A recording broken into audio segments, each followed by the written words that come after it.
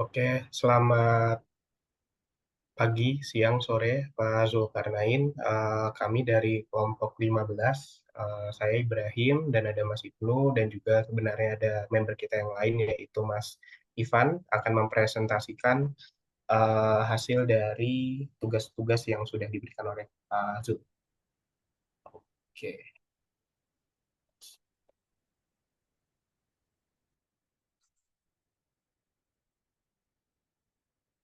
oke, jadi kita dari grup 15. Kemudian tugas yang kita dapatkan ada tiga, yaitu tugas dari C6, I5, dan juga tugas H6. Mungkin yang pertama akan saya serahkan ke Mas Ibnu untuk penjelasan dari tugas C6. Baik, terima kasih. Untuk tugas yang C6 ini dengan judul Assignment of Production Batch to Machines. Jadi soal ini tuh eh, saya deskripsikan terlebih dahulu, yaitu tentang seorang manajer produksi ini memiliki 10 batch produk yang harus dikerjakan pada periode berikutnya. Nah, di bengkel produksi tersedia 5 mesin dengan karakteristik yang berbeda-beda. Setiap mesin memiliki kecepatan kerja, durasi proses, dan biaya penggunaan per jam yang berbeda. Karena perbedaan usia mesin, efisiensi energi, serta kebutuhan perawatan, setiap mesin hanya dapat bekerja dalam batas kapasitas waktu tertentu atau jam maksimum yang bisa digunakan dalam satu periode. Sebagai seorang manajer, tugasnya adalah menentukan batch mana yang harus dikerjakan oleh mesin, agar yang pertama semua batch dapat diselesaikan tepat satu kali, yang kedua tidak ada mesin yang melebihi kapasitas waktu yang tersedia, yang ketiga total biaya produksi keseluruhan menjadi minimum. Masalah ini kemudian diformulasikan sebagai model optimalisasi linear biner, di mana variabel keputusannya adalah apakah suatu batch dikerjakan oleh mesin tertentu atau tidak. Dan model ini diselesaikan menggunakan solver Excel. Selanjutnya kita menentukan sets dan notasi. Terdapat dua himpunan pada permasalahan ini. Yang pertama adalah himpunan M, itu 1 sampai dengan 5 itu merupakan himpunan mesin. Yang kedua adalah himpunan B, itu 1 sampai dengan 10 yaitu himpunan batch produksi. Dengan parameter dan notasinya PI, J, ini merupakan waktu pemrosesan batch J di mesin I. Ini satuannya adalah jam. Kemudian yang kedua adalah CI, J, ini merupakan biaya produksi jika batch J diproses di mesin I. Ini satuannya adalah dalam euro ya. Kemudian Cap E ini merupakan kapasitas jam tersedia untuk mesin di pada periode planning dengan satuannya jam. Untuk decision variable dan notasinya, XI, J ini adalah jumlahnya 0,1. Kemudian XI, J sama dengan 1 jika batch J dialokasikan ke mesin I. Saja adalah XI, J sama dengan 0 jika tidak. Nah, ini catatannya adalah setiap batch harus diproses tepat pada satu mesin. Maka ini merupakan permasalahannya biner. Kemudian objective function dan mathematical formulanya tujuannya tentu meminimalkan biaya produksi dengan pembagian batch ke masing-masing mesin. Model matematikanya untuk meminimasi total biaya adalah minimize Z sama dengan sigma dengan total I itu jumlah M, kemudian sigma juga, kemudian J itu jumlah dengan B. CI, J dan juga XI, J. Untuk constraint-nya adalah yang pertama adalah setiap batch dialokasikan itu tepat ke satu mesin. Kemudian constraint yang kedua, kapasitas ini tidak boleh melampaui. Kemudian terakhir adalah permasalahan ini merupakan permasalahan biner. Selanjutnya, hasil dan kesimpulannya. Yang pertama, kita tuliskan terlebih dahulu untuk kolom ke bawah M1 sama dengan M5 ini menyatakan mesin. Kemudian B1 sampai dengan B10 ini merupakan ya batch-nya. Nah, untuk tabel yang atas ini merupakan tabel waktu pemrosesan. Satuannya dalam jam. Dengan kapasitas masing-masing ada 18, 19, 25, 19, dan 20. Selanjutnya untuk tabel biaya ini dalam ribu euro yang kolom ke bawah M1 sampai dengan M5 ini merupakan mesin, kemudian B1 sampai dengan B10 ini merupakan batch-nya. Nah, tabel biaya sudah tertuliskan sesuai di soal. Untuk decision-nya adalah ini 1 dan 0, mengartikan bahwa satu itu berarti mesin tersebut yang digunakan. Kemudian untuk utilisasinya dan juga kapasitasnya ini sudah terconstraint ya. Jadi kapasitasnya misalnya M1 itu 18, M2 itu kurang dari sama dengan 19, M3 kurang dari sama dengan 25, M4 kurang dari sama dengan 19, M5 ini kurang dari sama dengan 20.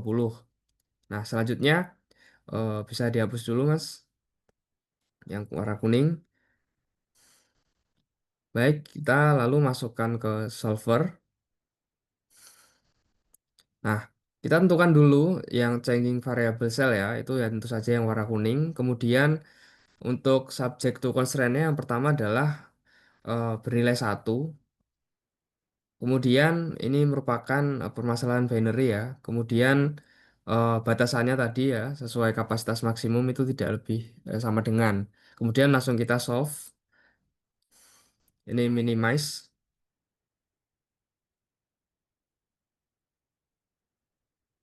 Baik, untuk hasilnya merupakan 173 dalam satuan ribu euro. Baik, untuk kesimpulannya, mesinnya ada 5, kemudian batch yang dikerjakan adalah pada mesin satu itu 1,9 dengan total durasi jamnya 17. Untuk mesin kedua itu batch yang dikerjakan 2 dan 5 dengan total durasinya 18 jam. Untuk mesin ketiga itu batch yang dikerjakan ada 3, 6, dan juga 8 dengan total durasi 25 jam. Untuk mesin keempat itu 7 dan 10 dengan total durasi 13 jam.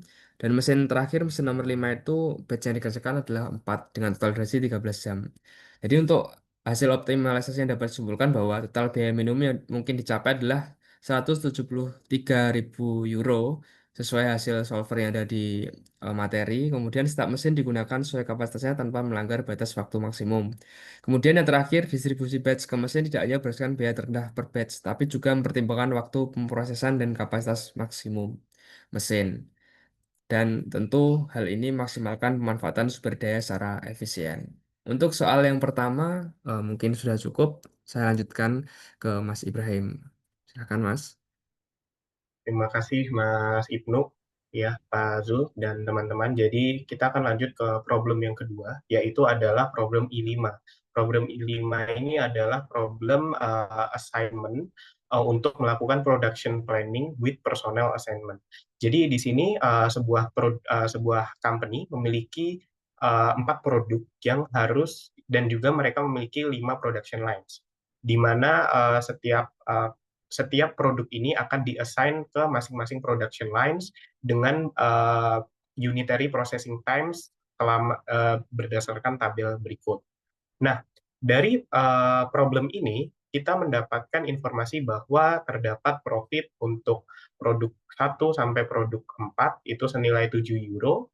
Kemudian produk 2 itu sebesar 8 euro, produk 3 sebesar 9 euro, dan produk 4 sebesar 7 euro. Nah, kemudian di sini kita juga memiliki batasan yaitu number of capacity dari setiap production line itu dalam satuan jam, yaitu 4.500 jam, 5.000 jam, dan seterusnya. Dan di sini pertama kita ada dua solving solution. Yang pertama adalah di sini kita harus menentukan bagaimana pembagian untuk produk 1 sampai produk 4 di masing-masing production line untuk memaksimalkan total profit.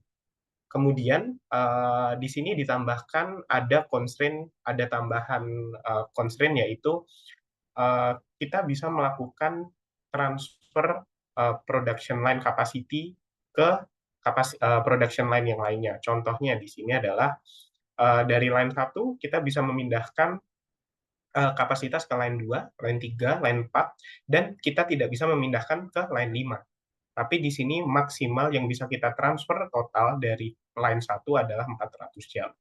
Kurang lebih seperti itu. Jadi di sini akan ada dua solusi. Yang pertama kita akan melakukan solving untuk simulasi tanpa menggunakan transfer kapasitas. Kemudian nanti akan ada solving yang kedua yaitu menggunakan transfer kapasitas. Jadi di sini kita fungsinya untuk memaksimalkan total profit. target tujuan objektif kita. Nah, di sini kita ada dua notasi. Yang pertama dari production lines dan juga produk. Lines ini dinotasikan sebagai L, yaitu anggota himpunannya ada 1, 2, 3, 4, 5 sesuai dengan nomor, sesuai dengan jumlah production line yang dipunya oleh perusahaan. Kemudian set of products di sini dilambangkan dengan P, himpunan bagian dari 1, 2, 3, dan 4 yang di sini merujuk pada produk yang dimiliki oleh perusahaan. Kemudian kita lanjut ke parameter dan notasi. Di sini kita memiliki profit P, yaitu di sini adalah keuntungan bersih yang didapatkan ketika memproduksi produk P di sini dalam satuan euro. Dan di sini ada detailnya. Kemudian kita lanjutkan dengan parameter capacity L. Di sini adalah kapasitas maksimal yang dimiliki setiap line produksi L. Di sini dalam satuan jam. Kemudian dilanjutkan dengan proses PL. Di sini artinya adalah durasi pemrosesan produk P pada line L dalam satuan jam. Jadi contohnya kayak produk 1 diproses di line 1 berarti adalah proses satu-satu notasinya itu 1,3 jam dan seterusnya. Kemudian dilanjutkan dengan yang ke berapa ini? Yang keempat, yaitu adalah transfer LK. Di sini adalah nilai binary yang mengindikasikan jika kapasitas dari line L dapat ditransfer ke line K. Ini saya ubah dalam ke bentuk binary untuk dari table ini. Gitu. Jadi kalau apabila dia bisa ditransfer, itu diubah menjadi 1, apabila tidak bisa ditransfer, berubah menjadi 0. Kemudian yang terakhir adalah T max L. Di sini adalah maksimal durasi yang dapat ditransfer dari line L. Artinya durasi yang bisa ditransfer dari line L itu maksimalnya ada di sini 400, 800, 500, 200, dan 300. Ini semua dalam satuan jam. Nah, di sini decision variabelnya mungkin untuk permasalahan yang pertama, kita hanya memakai produce PL. Di sini harus lebih besar sama dengan 0, yaitu jumlah produk P yang diproduksi di line L itu minimal harus 0, dengan nilai minimal 0. Nah, kalau untuk transfer LK, ini belum kita gunakan, karena di sini objective function kita yang pertama adalah untuk memaksimalkan total profit yang diperoleh tanpa melakukan transfer kapasitas. Jadi transfer LK ini sebenarnya adalah transfer kapasitas. Jadi di sini tidak akan kita pergunakan terlebih dahulu. Nah, di sini fungsi notasi matematikanya yaitu maximize dari produce P. Produce P ini adalah desisi kita untuk melakukan produksi total jumlah produksi atas produk perusahaan 1 sampai 4 tadi dikali dengan profit setiap produk. Kemudian kita akan lihat di constraint dan model. Pertama, kita memiliki constraint pertama yaitu kapasitas produksi. Di sini total waktu produksi yang dipakai pada line produksi itu tidak boleh lebih dari kapasitas pada line tersebut. Jadi di sini adalah sigma, himpunan P kecil bagian dari P besar. Di sini ada produce PL, atau di sini artinya adalah kita ngeplotin produksi produk 1, produk tertentu, produk P, di line L. Kemudian dikali dengan proses, ini adalah processing time atau unitary time tadi, untuk memproduksi produk P pada line tersebut. Jadi contohnya misal kita memproduksi 5, processing time-nya ada 15, berarti 5 dikali 15. Itu harus lebih kurang dari kapasitinya, capacity line tersebut dalam satuan jam. Kemudian di sini ada constraint 2, yaitu non-negativity, di mana produksi yang kita lakukan itu tidak boleh kurang dari 0. Itu harus lebih dari 0. Gitu. Kemudian constraint yang terakhir adalah integer.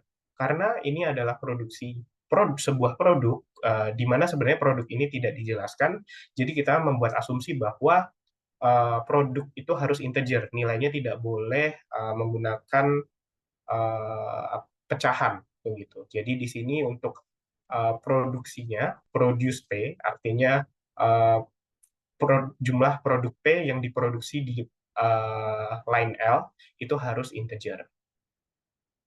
Kemudian kita lanjut ke hasil dan kesimpulan. Seperti tadi kita masukkan dulu parametersnya, yaitu di sini profitnya untuk dari setiap produk yang diproduksi dalam satuan euro per unit. Kemudian di sini adalah kapasitas dalam jam. setiap line-nya.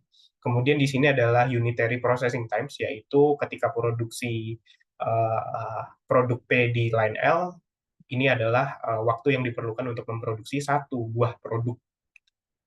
Kemudian di sini kita lakukan decision, ini adalah decision variabelnya, di mana kita mendesisikan produk P itu harus diproduksi di line L yang mana, seperti itu.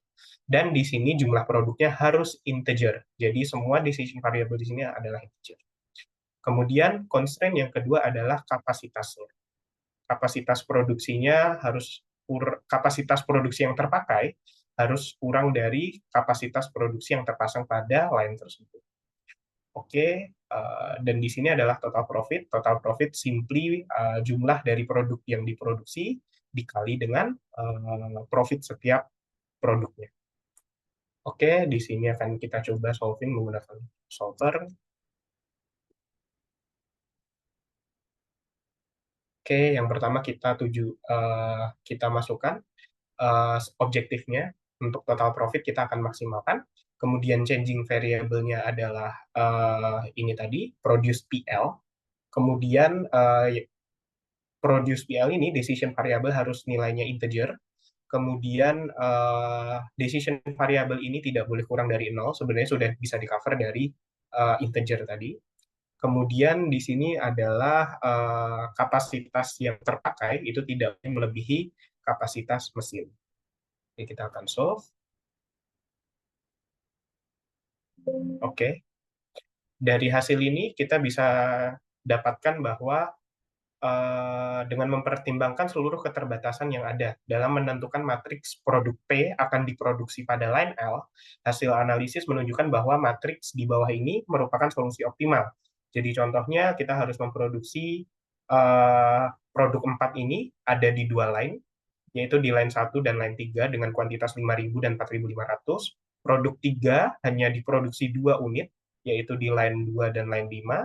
Produk 2 itu hanya produksi di satu line produksi, yaitu di line 5. Dan produk 1 itu dikerjakan paling banyak, yaitu 13.329 yang terbagi dari line 2 sebanyak 5.554, line 4 5.000, dan line 5 2.775 unit. Dan di sini menghasilkan profit total yaitu sebanyak 159.829 euro. Di sini adalah jawaban solusi apabila tidak terjadinya transfer antara kapasitas production line L ke production line yang lainnya. Kemudian kita akan solve untuk permasalahan yang transfer diperbolehkan. Jadi untuk set notasi itu masih sama, parameter sama, dan lain-lain. Tapi di sini decision variabelnya ada perbedaan, yaitu di sini ada produce PL, jumlah produksi P, ini sama seperti yang sebelumnya, dan actual LK, yaitu jumlah kapasitas line L yang akan ditransfer menuju line K, itu harus lebih besar sama dengan 0. Dengan line L dan line K ini adalah himpunan bagian dari L besar. L besar itu adalah line produksi, notasi line produksi yang kita. Oke, kemudian untuk fungsi tujuannya, ini berbeda sedikit. Jadi di sini kita memperbolehkan penggunaan transfer kapasitas. Di sini untuk fungsi tujuannya masih sama seperti sebelumnya. Jadi untuk jumlah dari sigma dari desisi produksi produk, kemudian dikali dengan profit dari setiap produk. Kemudian di sini constraint-nya yang pertama ada non-negativity, sama seperti tadi, harus lebih besar dari sama dengan 0 untuk di sisi produksi produk P di line L. Kemudian integer, sama juga, decision untuk produksi produk P di line L itu harus integer, karena kita asumsikan produk ini tidak bisa pecahan, sebagai pecahan. Kemudian constraint keempat, yaitu adalah tambahan transfer kapasitas produksi. Jadi transfer kapasitas produksi ini jumlah keseluruhan transfer line L ke K itu harus kurang dari constraint-nya. Constraint-nya adalah Tmax. Tmax ini adalah maksimal durasi yang dapat ditransfer dari line L. Lebih seperti itu. Yang terakhir adalah constraint di kapasitas produksinya. Jadi karena kapasitasnya tadi bisa ditransfer ke line yang lain, di sini ada constraint-nya yang berubah adalah ketika kita ingin memproduce PL, produk P di line L dikali dengan processing time-nya itu harus kurang dari kapasitas terbarunya, kapasitas mesin terbarunya, kapasitas line L terbaru. Jadi di sini di manakah kita bisa mendapatkan new capacity line L? Itu kita bisa dapatkan dari kapasitas awal, capacity L atau kapasitas line L awal dikurang dengan transfer dari line L, actual transfer dari line L menuju line K, atau ini adalah kapasitas yang keluar dari line L tersebut. Ditambah kapasitas yang menuju line L tersebut. Di sini adalah actual K menuju L. Line K menuju ke L. Berarti ini adalah kapasitas yang masuk. Kemudian kita lanjutkan dengan hasil dan kesimpulan. Ini masih cukup sama. Kemudian di sini ada perbedaan, yaitu ada penambahan parameter untuk perbolehan untuk transferring antara line 1 menuju line 2 dan lain-lain. Di sini decision variabelnya adalah yang pertama, jumlah jam yang akan ditransfer dari line L menuju line 2. Itu akan menjadi salah satu decision variable kita. Kemudian di sini akan dilakukan kalkulasi untuk kira-kira akan aktualnya berapa yang akan ditransfer dengan memperhatikan constraint-nya Tmax. Seperti itu. Nah, di sini adalah parameter untuk melakukan penjumlahan. Penjumlahan dan untuk kita mendapatkan kapasitas terbaru dari setiap line. Di sini contohnya adalah ini kapasitas awal terpasang pada line tersebut. Ini adalah actual LK. Di sini adalah kapasitas yang keluar dari line tersebut. Berarti ini kita harus kurangkan. Dan di sini adalah actual KL, di mana ini kapasitas yang datang dari line K menuju line L. Nah, di sini harus kita jumlahkan. Jadi di sini ada new capacity, seperti rumus tadi yang di atas. Capacity pertama, awal, dikurang dengan capacity keluar, ditambahkan dengan capacity yang datang. Nah, dari sini ada tambahan juga decision variable yang terakhir adalah produce PL atau produksi produk P di line L.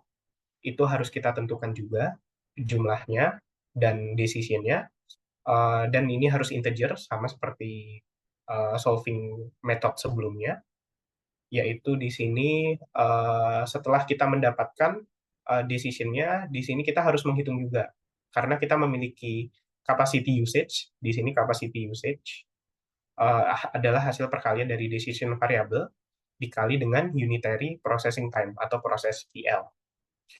Baru kita akan dapatkan hasilnya. Kemudian available capacity, di sini kapasitasnya adalah kapasitas new capacity L. Jadi di sini kita menggunakan kapasitas terbaru setelah kita mendapatkan transfer dan melakukan transfer terhadap production line. Seperti itu.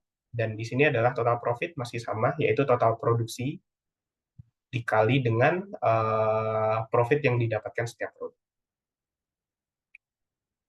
Oke, kita akan coba solving.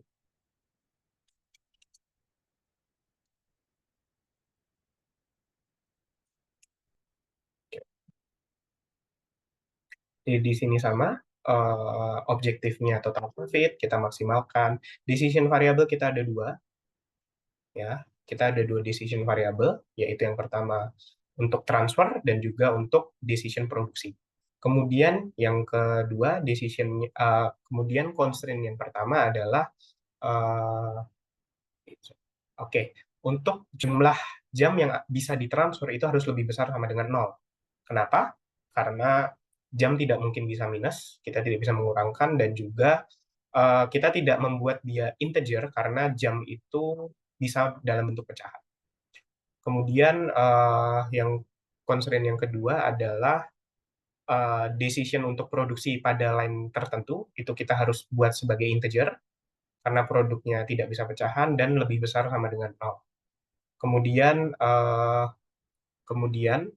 untuk jumlah jam yang dapat ditransfer dari line awal itu tidak bisa lebih dari Tmax. Dan yang kedua adalah capacity yang dipakai tidak boleh lebih besar dari kapasitas yang terbaru. Seperti itu. Jadi di sini kita akan solve.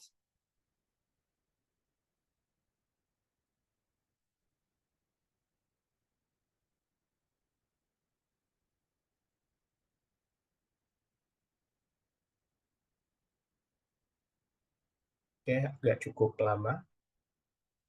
Oke. Jadi dari sini kita akan mendapatkan total profit sebanyak 174.221 yang dimana ini lebih baik dari problem yang apabila kita tidak bisa melakukan transfer kapasitas. Jadi di sini dengan mempertimbangkan seluruh keterbatasan yang ada dalam menentukan matriks produk P yang akan diproduksi pada line L dengan simulasi transfer kapasitas antar line, hasil analisis menunjukkan bahwa matriks di bawah, yaitu matriks ini, jadi di sini ada transferring. Contohnya adalah dari line 1, ini kita melakukan transfer ke line 4 sebanyak 400 jam. Dan juga line 2, ini ada transfer sebanyak 1 jam, dibagi dari line 3 dan juga line 5, dan seterusnya. Kemudian di sini untuk di sisi produksinya, di sini ada total produk P1 diproduksi sebanyak 15.999, di mana itu meningkat dari solving sebelumnya. Kemudian produk 3 diproduksi sebanyak 6, dan produk 4 diproduksi sebanyak 8.882. Nah, di sini adalah solusi yang optimal untuk memaksimalkan total profit, yaitu sebanyak 174.221 euro. Untuk yang terakhir adalah problem H6, akan saya serahkan kepada Mas Ibnu. Baik, terima kasih untuk problem yang terakhir ini berjudul Choice of Expansion Project. Jadi perusahaan Tatayo di Italia yang bergerak di bidang konstruksi mobil berencana untuk melakukan ekspansi bisnis dengan memilih beberapa proyek dari total 5 opsi yang ada. Nah, untuk setiap proyek itu memiliki yang pertama biaya tahunan selama 5 tahun ke depan, kemudian perkiraan keuntungan benefit setelah 5 tahun, dan keterbatasan dana investasi di setiap tahun. Manajemen perusahaan harus menentukan proyek mana yang sebaiknya dijalankan agar total keuntungan setelah 5 tahun menjadi maksimum, tanpa melebihi batas dana yang tersedia setiap tahunnya.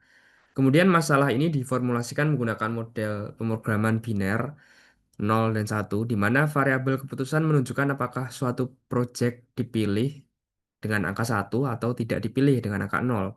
Untuk fungsi objektifnya yaitu memaksimalkan total keuntungan dan kendala memastikan bahwa total biaya setiap tahun tidak melampaui dana yang tersedia ini sebagai constraint.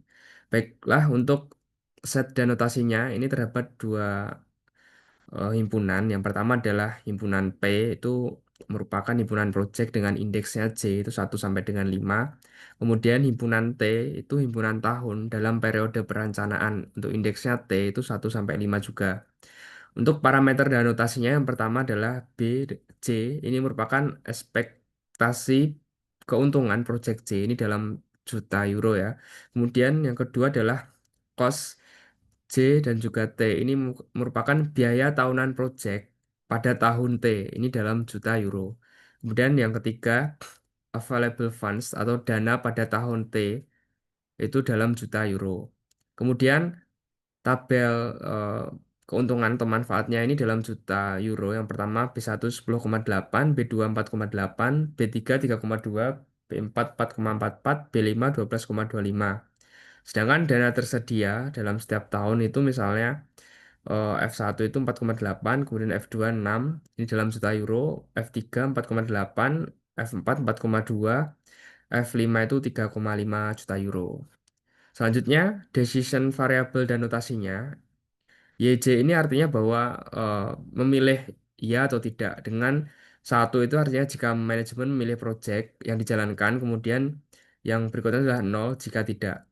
Pada objective function dan juga mathematical formulanya, dengan tujuan menentukan project mana yang harus dijalankan agar total keuntungan perusahaan maksimum, dinotasikan atau dirumuskan, maximize Z sama dengan ini adalah jumlah dari eh, nilai J itu dalam himpunan P, kemudian B ini tadi maaf di scroll ke atas Mas. B ini adalah expected benefit ya. Kemudian untuk yang YJ ini adalah pemilihan, misalnya iya atau enggak. Selanjutnya untuk constraint dari model ini, batasan yang pertama adalah dana setiap tahun tidak boleh melampaui untuk setiap waktu, setiap tahun itu ya cost-nya ini sudah ditentukan, kemudian dipilih ya atau tidak. Kemudian constraint yang kedua adalah satuannya atau permasalahannya adalah binary ya, nol atau satu. Kemudian untuk model matematis secara lengkapnya adalah di scroll ke bawah Mas.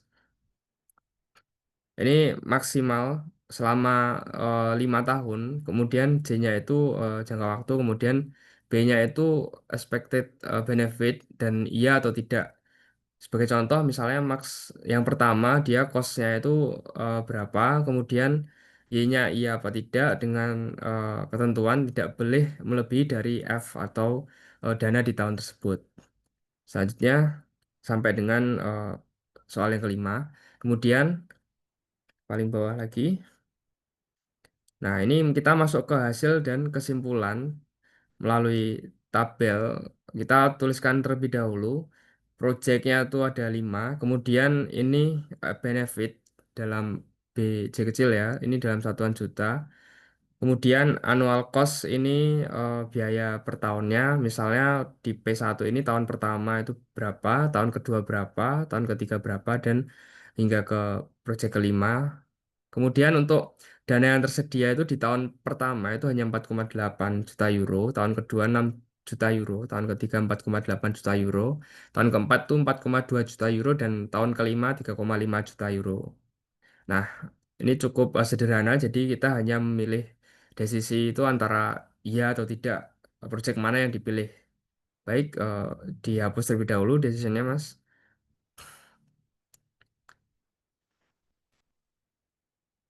Oke, kita langsung masuk ke solver ya, dengan decisionnya itu warna yang kuning. Untuk total profitnya, kita menentukan set objektifnya adalah maksimal dengan variabel yang diubah itu yang berwarna kuning, itu binary. Dengan subject to-nya ya tentu binary 0 atau 1. Kemudian subject to constraint-nya ini misalnya available font-nya itu 4,8 juta, itu tidak boleh lebih dari di tahun tersebut. Sampai ke tahun kelima yaitu 3,5 juta. Kemudian langsung kita solve-kan. Ini solvingnya dengan metode simplex. Lalu untuk total profitnya itu muncul 19,89 juta euro. Jadi dengan mempertimbangkan seluruh keterbatasan yang ada dalam menentukan proyek yang akan dipilih berdasarkan keterbatasan dana, hasil analisis menunjukkan bahwa pemilihan proyek yang pertama adalah proyek ketiga, yaitu New Painting Facilities. Kemudian yang akan dikerjakan adalah proyek keempat, Research for a New Concept Car, dan proyek yang terakhir adalah proyek kelima, Reorganize the Logistic Chain. Ini merupakan solusi optimal untuk memaksimalkan total benefit setelah 5 tahun, yaitu sebanyak 19,89 juta euro. Baik, mungkin terima kasih. Saya kembalikan ke Mas Ibrahim untuk ditutup. Ya, terima kasih banyak teman-teman dan juga Pak Zul. Jadi sekian presentasi dari kami. Kurang lebihnya mohon maaf. Terima kasih dan selamat pagi, siang, dan sore. Terima kasih.